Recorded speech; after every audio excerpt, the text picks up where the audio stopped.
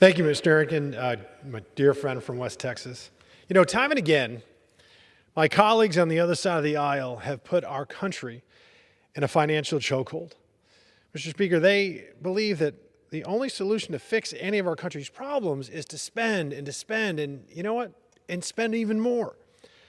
Well, I have to ask, where has that gotten us?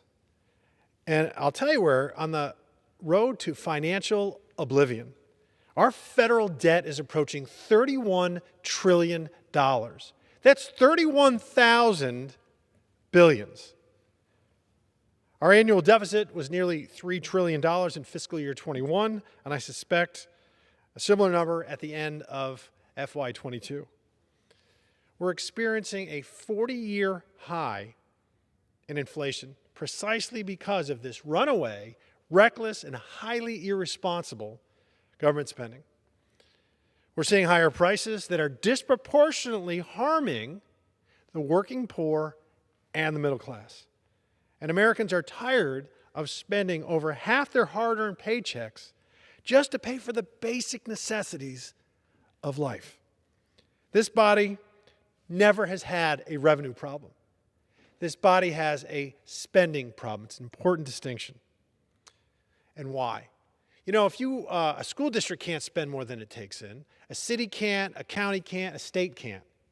But the federal government does because they have a printing press down the street. So what can be done? Because to be frank, when you talk to people at home, they're starting to lose hope. Time is running out.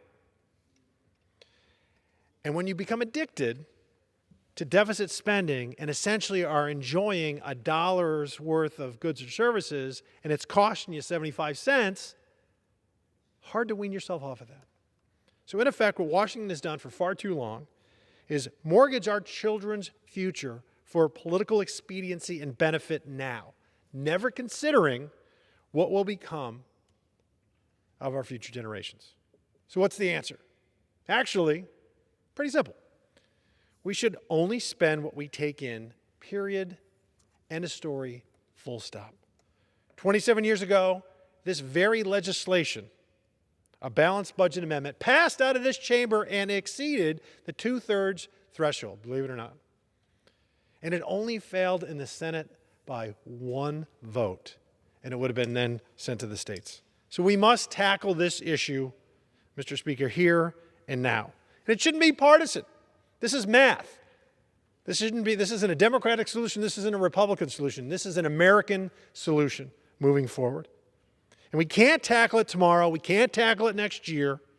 We can't kick the can down the road. We need to tackle it now, today, this very second. 31 trillion. It's a staggering debt that will eventually, and with absolute certainty, lead to American financial catastrophe. But we can stop it. We just need to work together and inject fiscal sanity into this debate. We owe it to our children, we owe it to our country, and we owe it to our future. Thank you, Mr. Harrington, for letting me share some remarks. And Mr. Speaker, I yield back.